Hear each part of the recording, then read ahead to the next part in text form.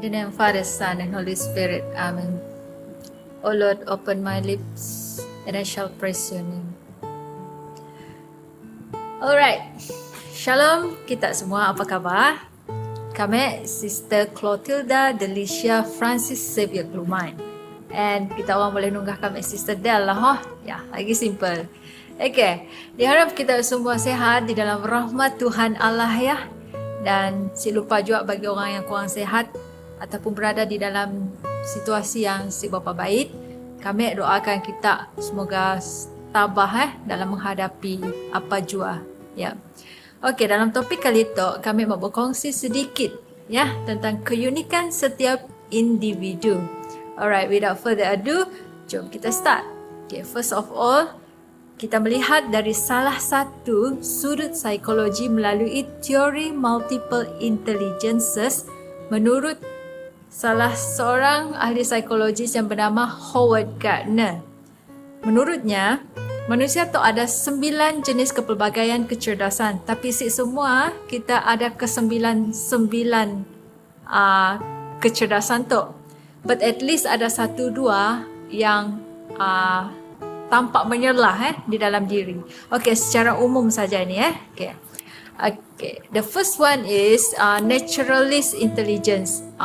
Dia lebih kepada menghargai dan minat dalam alam semula jadi. Meanwhile, the second one is musical intelligence, lebih kepada suka bernyanyi and then pandai bermain musical instrument. Okay. Next is logical and mathematical intelligence, lebih kepada menyelesaikan sesuatu masalah secara logik. Dan dalam bab numbering dan matematik, ibu padah lah, nang champion lah si Dato'. Okay. The fourth one is existential intelligence. Lebih kepada berminat dalam fenomena kena ada kehidupan, kena ada kematian, kena wujud setenting dan apa maksud kewujudan tu. And they tend to be critical thinkers tentang sesuatu. Okay, next, interpersonal intelligence. Si Dato' mempunyai ability dalam memahami orang lain dengan lebih baik dan peka tentang sesuatu situasi dan mereka ini pandai berkomunikasi. Okay, moving on, bodily kinesthetic intelligence. Mereka lebih kepada mempunyai keupayaan di dalam skill yang melibatkan kesatuan minda dan pergerakan badan apabila melakukan sesuatu perkara. Okay, next is linguistic intelligence, lebih kepada bijak dalam menggunakan setiap perkataan yang elok di dalam mengekspresikan sesuatu di mana ianya memberikan impact Okay. Then intrapersonal intelligence, lebih kepada mempunyai kapasiti memahami diri sendiri dan bukan sahaja menghargai diri sendiri tau. Dia juga menghargai kehadiran orang lain di sekeliling. Okay, the last one is spatial intelligence, lebih kepada ability dalam berfikir, melihat sesuatu dalam 3 dimensi. More on artistical skill lah ya, dan juga grafik. Alright, demikian adalah sedikit sebanyak secara ringkas tentang kepelbagaian kecerdasan yang manusia ada menurut Howard Gardner. Okey, kita relate dia dengan sudut spirituality pula.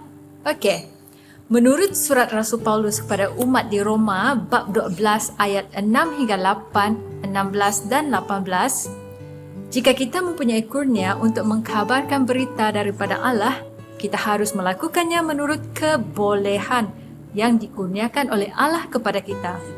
Jika kita mempunyai kurnia untuk menolong orang lain, kita harus menolong mereka. Jika kita mempunyai kurnia untuk mengajar, kita harus mengajar. Jika kita mempunyai kurnia untuk menggalakkan orang lain, kita harus melakukannya. Sesiapa yang punya kurnia untuk berkongsi milik dengan orang lain, harus melakukannya dengan murah hati.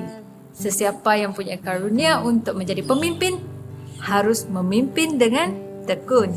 Sesiapa yang punya kurnia untuk menunjukkan belas kasihan kepada orang lain harus melakukannya dengan sukacita. Okey. Dan janganlah anggap diri kamu lebih bijak daripada yang sebenarnya. Dengan sedaya upaya, berusahalah untuk hidup damai dengan semua orang.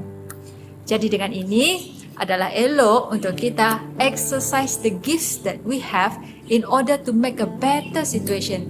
Even membantu menyusun selepa, mengemas di dalam rumah, tolong cuci pinggan, even berpuasa dari bercakap benda yang tidak elok pun merupakan satu anugerah dan pemberian tau. Oleh itu, anak-anak Tuhan yang dikasihi sekalian, walaupun setiap individu adalah berbeza, namun semua berhak dihormati, disayangi, diperlakukan secara adil dan seksama. Sebab kita, menurut kitab Kejadian bab 1 ayat 27, Allah menciptakan kita menurut gambarannya. Maka yang demikian, apa sahaja yang kita lakukan terhadap sesama, kita harus sedar kerana di dalam Matius bab 25 ayat 40, Yesus mengatakan, Aku berkata kepadamu, sesungguhnya segala sesuatu yang kamu lakukan untuk salah seorang dari saudaraku yang paling hina ini, kamu telah melakukannya untuk aku. Alright, jadi saya akhiri perkongsian ini dengan doa prayer before the crucifix. Most High, glorious God, enlighten the darkness of my heart, and give me, Lord, a correct faith, a certain hope, and a perfect charity, sense and knowledge, so that I may carry out your holy and true command. Amen. Alright, meanwhile, stay safe and Tuhan memberkati. In the name of Father, Son, and Holy Spirit. Amen.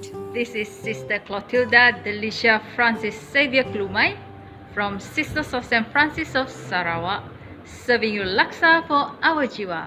Selamat menjamu selera, happy eating and holy living. Puji Tuhan.